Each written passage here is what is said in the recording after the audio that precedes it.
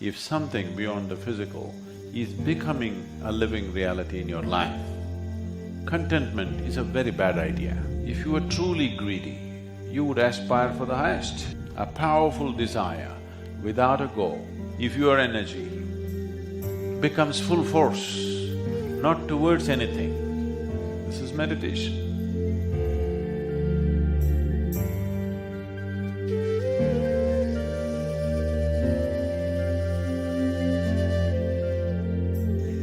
I know that many of you have been brought up on the idea or ideology that contentment is the greatest virtue. If you're content with who you are right now,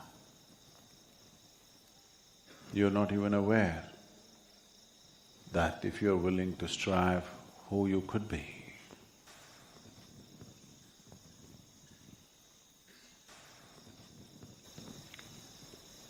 The possibility of a human being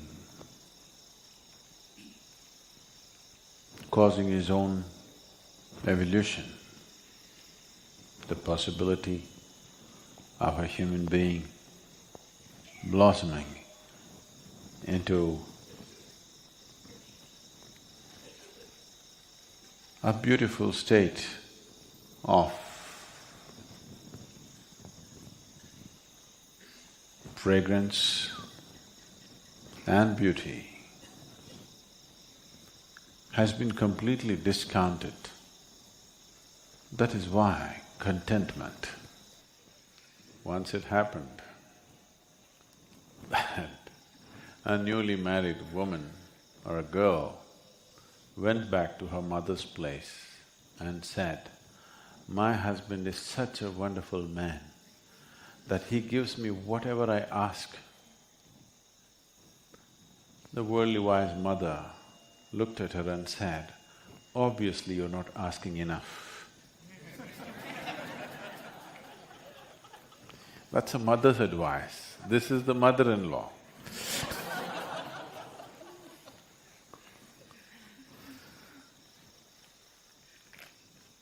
So obviously you're not asking enough from life. That is why you're content. If I'm greedy, would it be better? Yes, you must be greedy. The problem right now is you're stingy about your greediness. The problem in this world is not of greed. The problem in this world is people are stingy.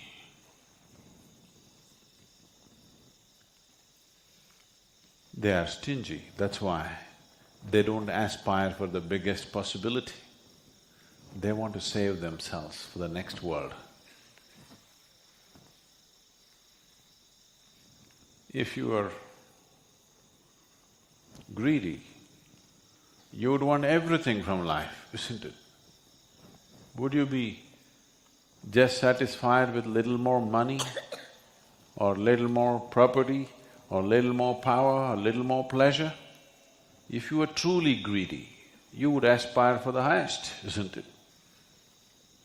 Now, greed is not the problem. People are stingy, that's a problem. Enough.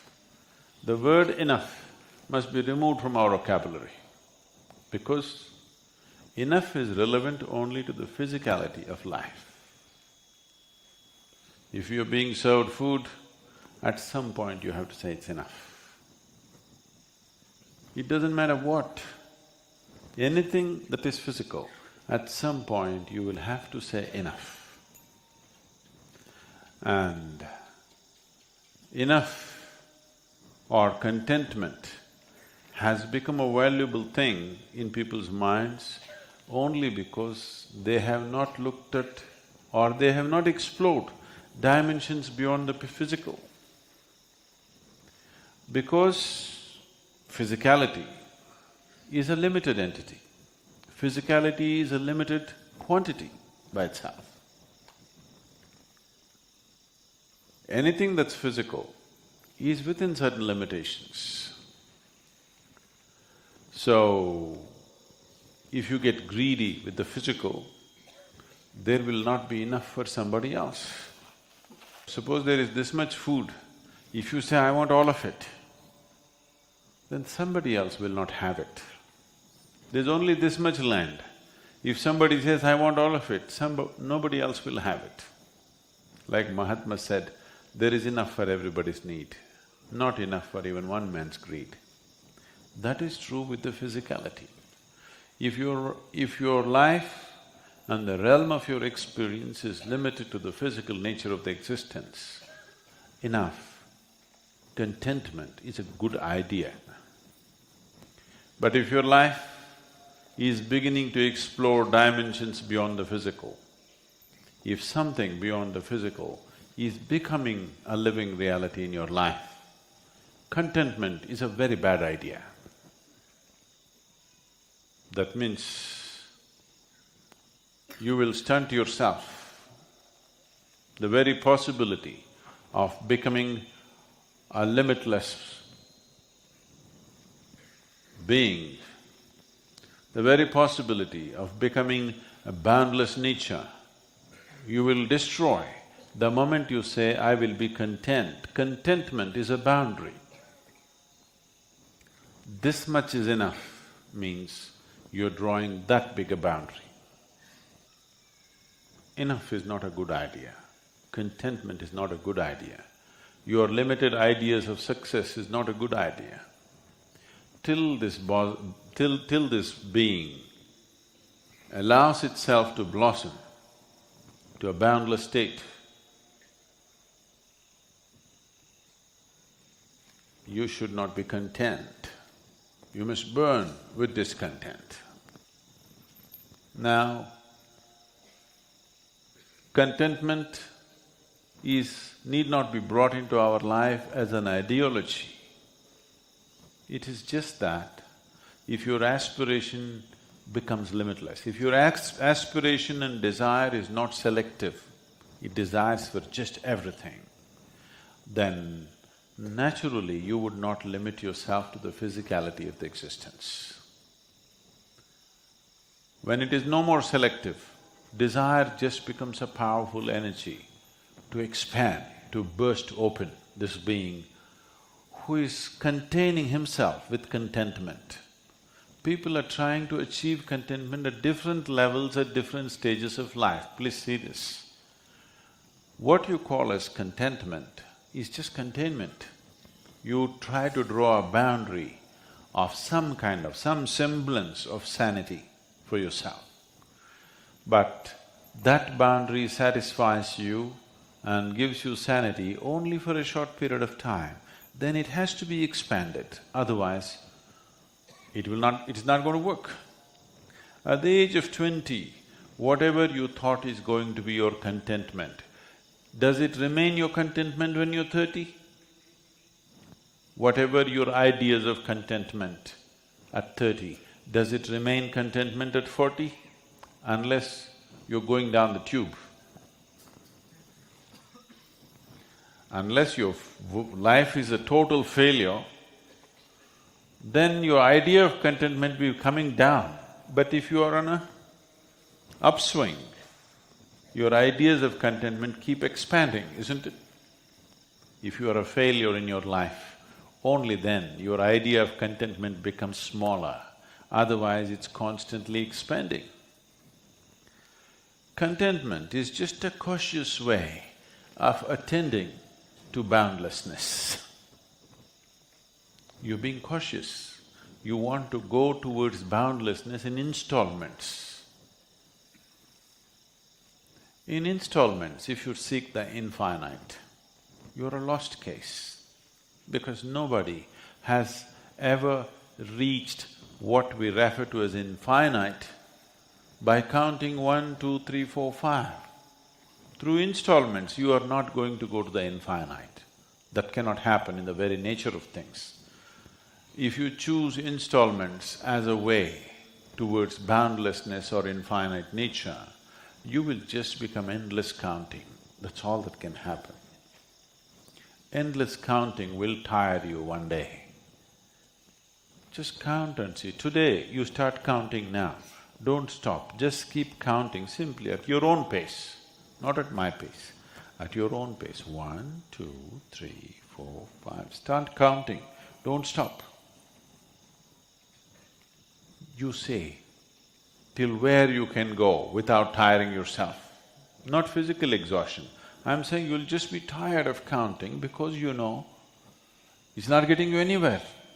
So desiring process is a limitless process, but you're limiting it by being selective about your desires. I desire this, I desire that, I desire that, I desire that, but not this, this and this. If you take away the discriminatory nature of your desire, if you sit here right now and do not desire for anything particular, just desire for everything, just everything, just see if your mind can do it. Don't desire for anything in particular, just simply desire for everything. First of all, you don't know what is everything. Nobody knows what is everything, isn't it? Everything that you know and everything that you do not know, just desire for all the things that you know and do not know. You will see desire, the energy that you call as desire, becomes a powerful force to become meditative. Meditation, devotion is just this, a desire without a goal. A powerful desire without a goal. If your desire, if your energy becomes full force, not towards anything, this is meditation. If you're on the spiritual process, there is no such thing as contentment. There is no such thing as enough. Greed is the rule. Okay? Greed is a bad word though. No, but greed is the rule. Because limitless desire is generally considered greed, but it's not true. Greed is going by installments. If someone is taking larger installments than you consider that as greed, isn't it? Yes or no? Yes or no? If somebody is going for larger installments than yourself, you consider that person greedy. If they're going at the same level of installments as you consider that competition. If somebody is going at a smaller installments than you call that incompetent. Isn't it so? Someone is taking, they only desire for this much, when they're successful they go for that much, you look at him and think, he's not my class. Somebody is going at the same level of installments as you, that's competition. Somebody is going for leaps and bounds, greedy.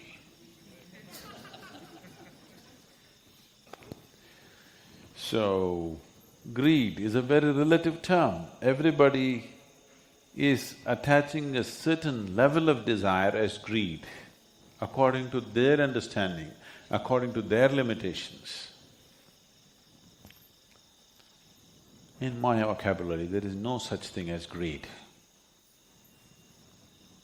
Because I feel a human being should seek nothing less than everything. And when he is seeking everything, small things will not keep his attention. He will not be thinking of food, he will not be thinking of currency, he will not be thinking of pieces of property. He will be thinking of the largest possibility, nothing less.